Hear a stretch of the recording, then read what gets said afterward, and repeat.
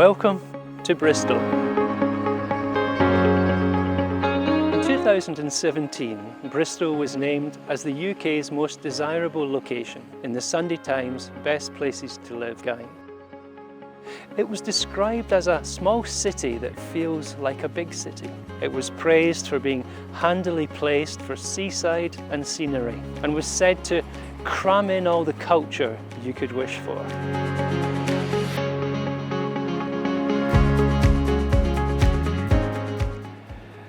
That's the truth, but it's not the whole truth. Because Bristol, like many cities, has its areas of poverty and deprivation. Novers, where I am today, was developed as a council housing estate in the 1930s and is one of those deprived areas.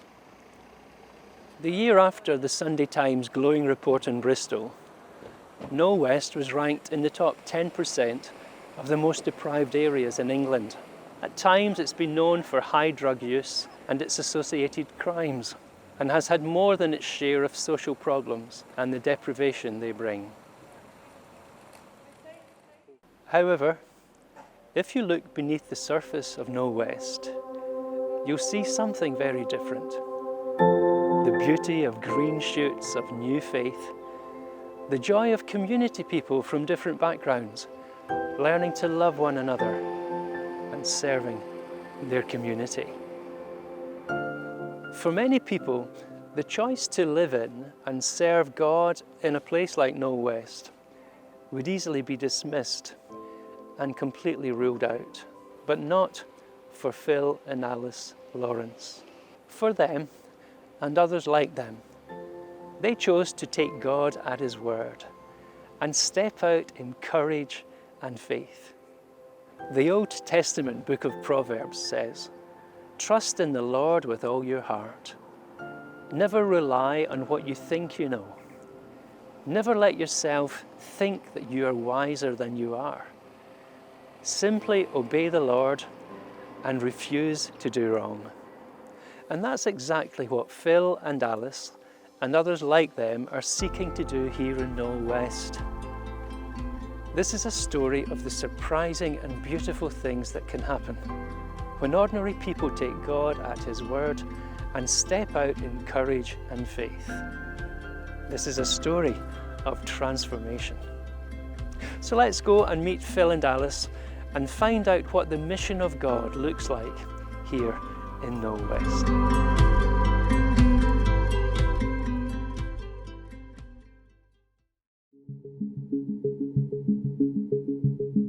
So for many years as a family we've had a vision to have a property, to have a house that we could not only minister from but would live in, because for us home is a really important part of what we're doing. When we were looking at the estate a few years ago with a friend, we happened to drive past this place and it didn't look very pretty. It was nearly derelict, covered with barbed wire, covered with big ugly shutters. But there was something about it that we just knew that this was the place that God had called us to. So we set about selling up, buying this place, and over the next few years we began to form now what we see as the Cairn. So we've also always felt that it's important to go with what God's given us, and God gave us a house, so that's our starting point. And so we just began by being here in the house and inviting people in. And I think one of the great things about Home Mission is it enabled us to have time, and time's a really important thing, time to be able to open the door, to give people a cup of tea or a coffee, time to chat, time to listen. So for us, yeah, that has been one of the most important kind of gifts that we have been given. So Isaiah talks about setting the lonely in families, and that's one of the things that we really try to do here, to be as welcoming and hospitable as we can. But it's a little bit more than that, not just hospitality, but there's something about transformation. And as people come to know Jesus, then seeing their lives transformed by that deepening knowledge of His love for them and understanding of the things that he has for people in their lives. And seeing that is some of the most encouraging things that we have happen. Hi Joyce. They're always welcome. People come for the first time, they're always welcome. And they feel like they're loved. That is the thing, you know. They don't tell them to go away or nothing like that. Because I think there's a lot of people out in this, other than this place, out in Northwest, they're lost. They don't even know, they don't even have any love at all. You know, I've been to places where there haven't had love and the children are being neglected and things like that. Jesus said, the harvest is great and the labourers are few. So I said to Jesus, they'll show me the way and I'll go and help them to come to the community. I'll be a worker for you. And that's how I feel. You know, it feels like I want to help God in that way. And, you know, this place is the place for them to come, really, in the Cairn. They're always welcome. And don't matter if Alice don't even know them, they always welcome you for a meal. It's just kindness, you know, and it feels like you're in with Jesus, really. And that's how I like to see people, you know, to love one another and be kind and helpful. And that's how I see Jesus, and I think we've got to be the same, to help others.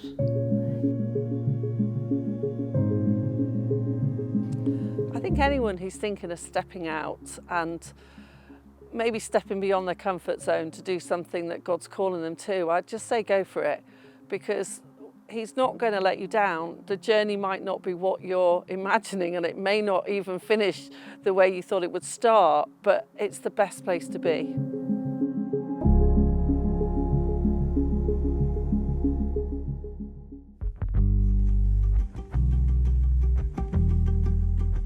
We have lived out a sense of call to South Bristol since 1991, moved to the Northwest Estate in 2011 and began the fulfilment of a long-term dream of establishing ministry from this amazing, newly renovated vicarage. Alice and I both enjoy gardening, which is just as well, as we have a large garden. The beautiful summer season of lockdown gave a rare opportunity to clear the hedges at the perimeter of the site, brought a greater sense of visibility in the community and a wonderful setting for many garden gatherings. As we have trusted for the transformation of both people and place, we have had the privilege of observing and celebrating many positive incremental changes. The only thing I can say, right, how I met Phil, they're really nice people. As soon as you come through the door, they make you welcome, cup of tea, there's a little bit of bantering going on. You know, it's nice and it's very relaxing as well. And if I go in churches, I always feel uncomfortable. Not with the church, I always put it across, like, you know, it's all Bible studies and this and that. That's not me. I like how Phil do it. He just does it in a slow way and it's not sort of forced on you. But gradually over the time, I'm learning more about God. And I didn't think I would, be honest with you. They are really good people and they're good to be about. We've sought to be faithfully present here on the estate, listening to God and seeking to discern the leading of His Spirit.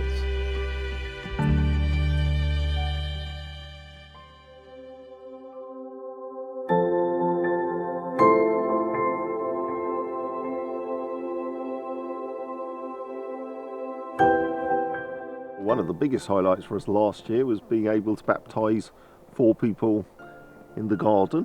We had no idea at the start of the year that was going to happen. So we decided to have our own 2-day festival, and as part of that, that's when you asked anybody if they wanted to be baptised. One day I had a text out of the blue from someone I hadn't heard from for quite a while saying, "Oh Phil, would you mind baptising me?" And that began a journey and a conversation with a whole bunch of guys, and we ended up with a group of up to 10 people meeting. And we had 4 baptisms, which was amazing. We put our big paddling pool up, it's huge. and lots of people came, lots of friends and family came as well. So it turned out to be quite a party. We even had one guy who'd been baptised a number of years before, but he just turned up, didn't he, on spec? Yes. Yeah, it was really encouraged us about the way in which we feel God has led us, really. It has been in a journey that has very much involved Christians and non-Christians every step of the way. And I think I was quite challenged by some questions around when did the first followers of disciples become Christians, and that got me thinking a lot about people's journey of faith. And actually, you know, we're all on a journey of faith, and at different points we have different revelations about Jesus, and sometimes those are very profound and dramatic. Often it's more step by step, increment by increment, but it's just struck me that Jesus's commitment, you know, to people is extraordinary, and I feel it's been a journey of discovering about how committed Jesus is to everyone. And I guess, yeah, maybe it has been a journey of realising actually Jesus, you know, that sense of, yeah, this isn't just for us as Christians, you know, it isn't just a who's done best on personal morality this week kind of challenge, but actually it's about, yeah, everyone being on a journey with Jesus and recognising where different people are, I suppose, and, you know, and where we ourselves are at different times, and how we help one another to progress in that.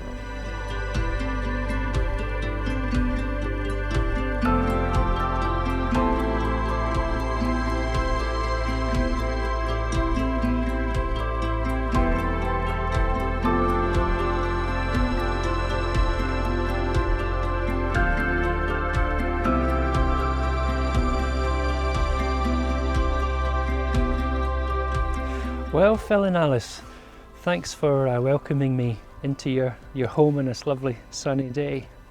So I'm intrigued about this guitar club. Tell me about it. So Guitar Club happens once a week. We've got all sorts of people coming here. We've got some people who can play guitar, some people who've never played guitar in their lives, and it's just a chance for people to get together. And it's also a chance, really, for some people, it's almost a bit like their weekly church meeting. I started coming to Guitar Club, and eventually I thought I wouldn't mind having a go at playing the guitar. So I asked Alice if it was possible to come and join it, and she said yeah, and she lent me the guitar, and I started, you know, strumming away and really enjoying it. And I give them a little bit of a dance every now and then.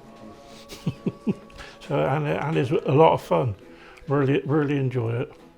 Good place to be. And do you kind of speak into the lives of these people, or other times during the week? Is there any kind of ongoing kind of engaging with them? I think what I felt strangely before lockdown, it had been a concern of mine as to how to help people to think in terms of how do we get scripture working in our lives in a way that's practical, as opposed to just kind of taught, I suppose, sure. or for people who aren't necessarily people who are into reading. I don't want to create the impression that you have to be a good reader to be a good Christian. So it's kind of like trying to say that the Bible is really, really important, but that doesn't mean you have to be a good reader. Yeah, sure. It's great if you can read, but it isn't a sort of a prerequisite. So I suppose we try to find. So one of the things we hit on was actually a lot of the guys have mobile phones and stuff like that. So you kind of think, well, actually, if I send a text every week, I can just say, look, how are you? You know, smiley face, down face. Yeah, sure, yeah. Talk to God about it. Why not pray the Lord's Prayer? Or maybe sort of we quickly sort of latched onto the fact we could send a YouTube link, didn't we, with the right consent and stuff. So we kind of did that, and and people really respond to that. So it's kind of like, well, here's a Bible verse, and here's a song that sings that Bible verse. So the relatively short text, you can actually communicate something that hopefully is quite accessible for people, definitely. and with not necessarily advanced technology. So that is something we started sort of pre lockdown, and then we carried on with that. Now I send a text out every Monday to 50 guys actually. a real mix. So a mixture of our core community people right through to people who are on the sort of the furthest edges of our men's groups and our guitar club and various other bits and pieces.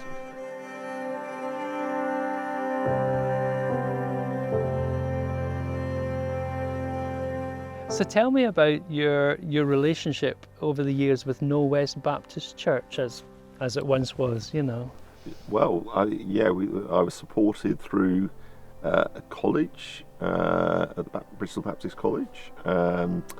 Your placement was at No West Baptist Church, is that right? Yeah, so I was based in North West right the way through my sort of missional training. But that's great, even that recent sense of history for definitely. you guys. Yeah. And I think if I'm hearing you correctly, you're kind of saying that No West Baptist Church has kind of left a legacy that you're now looking to build on. Would that be right? Yeah, very much so. There's a financial legacy which has been left, which we've been able to keep within our sort of budget, and that's given us the opportunity to be able to look at providing some social housing or some housing for vulnerable people, which as a church we'll be able to come and support.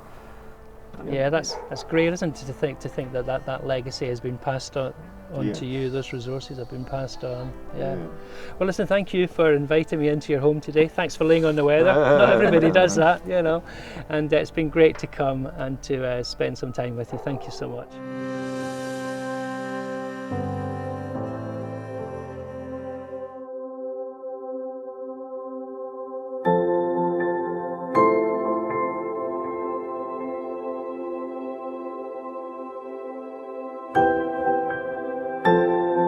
I hope you've been inspired by the work of the Cairn here in Bristol.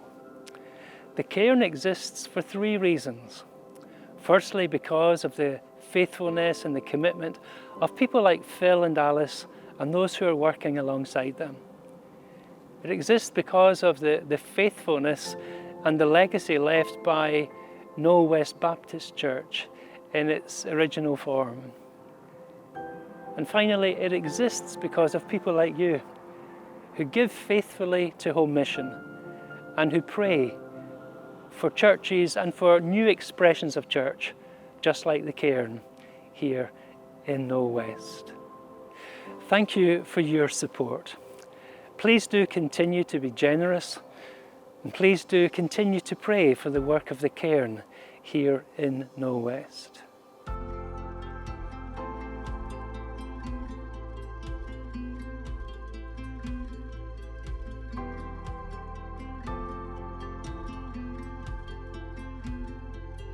If you're in a church and you have a sense that you may be nearing the end of your congregational life, I wonder, might it be that you could possibly be the genesis of a new expression of church where you are, maybe something like the Cairn?